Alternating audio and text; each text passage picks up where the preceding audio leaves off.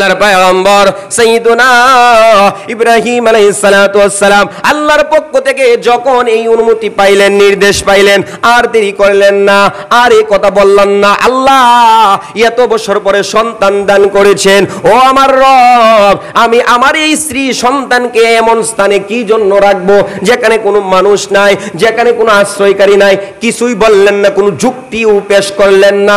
সঙ্গে সঙ্গে আল্লাহর পয়গম্বর আল্লাহর পক্ষ থেকে নির্দেশ পাওয়ার পরে উনার দ্বিতীয় স্ত্রী হযরতে হাজরা আলাইহিস সালাতু ওয়াস সালাম এবং সন্তান হযরতে ইসমাঈল আলাইহিস সালাতু ওয়াস সালামকে সাথে নিয়ে আল্লাহ রাব্বুল আলামিনের নির্দেশ মোতাবেক আল্লাহ তাআলার পয়গম্বর ইব্রাহিম আলাইহিস সালাতু ওয়াস সালাম কানায়ে কাবার পাশে রাইখা চলে আসলেন। সুবহানাল্লাহ। এখন তো কানায়ে কাবা চতুর্দিক থেকে কত সুন্দর পরিবেশ, কিন্তু আজ থেকে কয়েক হাজার বছর আগের ইতিহাস। ইব্রাহিম আলাইহিস সালাতু ওয়াস সালাম যখন উনার সন্তান এবং স্ত্রীকে রেখে আসছিলেন, তখন এই এলাকার ভিতরে, দেশের ভিতরে কোনো বসবাসের ব্যবস্থা ছিল না, কোনো মানুষ ছিল না, কোনো গাছপালা তরুলতা কিছুই নাই, শুধু মাঠ আর মাঠ, বালু আর বালু, মরু প্রান্তরে।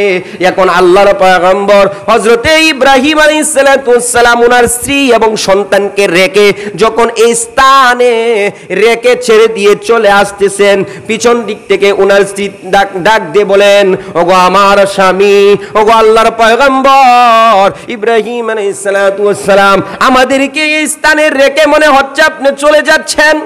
আপনি তো এত পাষাণ হইতে পারেন না, এরপরে আপনি তো আল্লাহর পয়গম্বর, আল্লাহর নবী, আরে আপনি তো আমাদের এই সন্তানের প্রতি, আমি স্ত্রীর প্রতি এত নির্দয় হইতে পারেন না।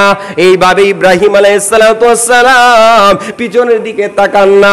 আরে সন্তানের মোহাব্বত, স্ত্রীর মোহাব্বত পয়গম্বর হইলে কি হবে, নবী হইলে কি হবে, অন্তরের ভিতরে তো অবশ্যই আছে, কিন্তু আল্লাহর পরীক্ষার কাছে, আল্লাহ তাআলার মোহাব্বতের কাছে আল্লাহ রাব্বুল আলামিন বর্ণনা করেছেন, ওয়াল্লাযীনা আমানু আশাদ্দু হুব্বুল লিল্লাহ। আল্লাহ রাব্বুল আলামিন জানিয়ে দিয়েছেন, মুমিন যারা হয় তাদের হৃদয়ে আমি আল্লাহর মোহাব্বত, প্রেম, ভালোবাসা সবচেয়ে বেশি হয়। সুবহানাল্লাহ।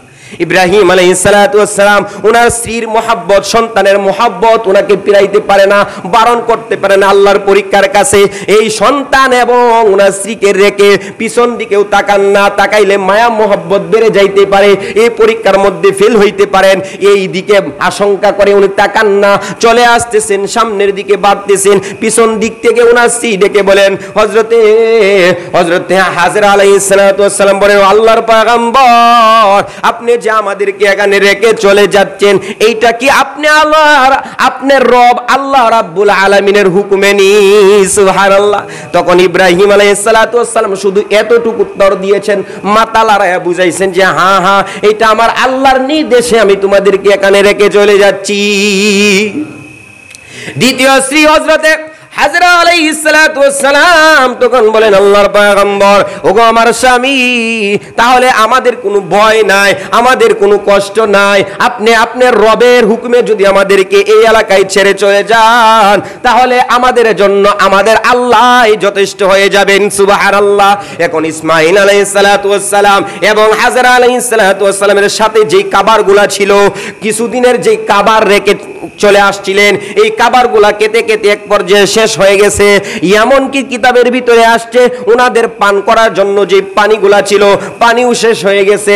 এমনকি ইসমাঈল আলাইহিস সালাতু ওয়াস সালাম এমন পেটের মধ্যে এমন তৃষ্ণা, এমন ক্ষুধা লাগছে, ছটফট করতেছে, আর এই দিক থেকে মহিলার কাবার নাই, যেই কারণে ওনার স্তনগুলা শুকায় গেছে, এক পরিমাণ, এক ফুটা পরিমাণ দুধও আসতেছে না। আল্লাহু আকবার। মহিলা যেখানে কোনো মানুষ নাই, যেখানে কোনো সাহায্য নাই, আরে কাবারও নাই, আরে যেখানে একটা মানুষ থাকা মানে নিশ্চিত মৃত্যু, এই স্থানে আল্লাহর পয়গম্বর আল্লাহ তাআলার হুকুমে ওনার স্ত্রী সন্তানকে রেখে আসছেন। কত কঠিন কথা।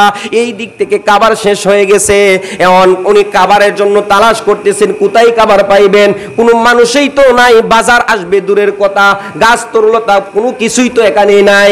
এখন উনি ছটপট করতেছে। ইসমাঈল আলাইহিস সালাতু ওয়াস সালামকে হযরতে হাজেরা আলাইহিস সালাতু ওয়াস সালাম মাটির মধ্যে রেখে শোয়া রেখে উনি ছটপট করতেছেন, খাবারের জন্য ঘুরতেছেন। দুইটা পাহাড়ের মাঝখানে ছিলেন।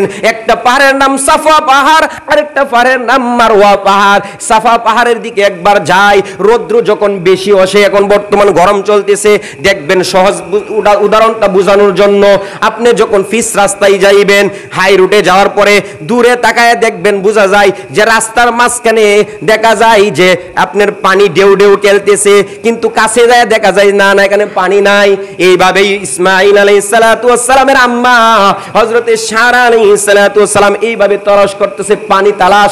দূর থেকে দেখা যায় মনে হয় পানি ঢেউ ঢেউ খেলতেছে, সামনে গিয়ে দেখে না পানি নাই। আবার যখন মারওয়া পাহাড়ের দিকে তাকায় দেখা যায় পানি, আবার মারওয়া পাহাড়ের দিকে আইসা দেখে পানি নাই।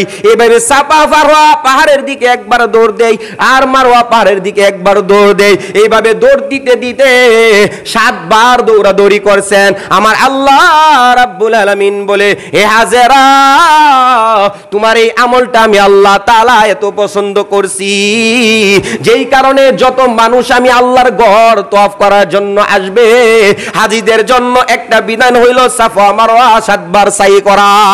সুবহানাল্লাহ। এই কারণে হযরতে হাজেরা আলাইহিস সালাতু ওয়াস সালামকে আল্লাহ রাব্বুল আলামিন এইভাবে 7টা চক্কর দেওয়াইছেন। দেওয়ানোর পরে দেখেন ইসমাঈল আলাইহিস সালাতু ওয়াস সালাম যে স্থানের মধ্যে শুয়ে রইছেন, মাটির মধ্যে এই পা দিয়ে আঘাত করতে ছোট ছোট বাচ্চা। আল্লাহ তাআলা বলেন, ও আমার ফেরেশতারা, আর দেরি করা যাবে না, আমি আল্লাহ অনেক পরীক্ষা নিয়েছি, আমার ওই বান্দি হাজেরাও পরীক্ষার মধ্যে পাস করেছে। যাও ছোট বাচ্চার পা থেকে ঝর্ণা চালু করে দাও। সুবহানাল্লাহ।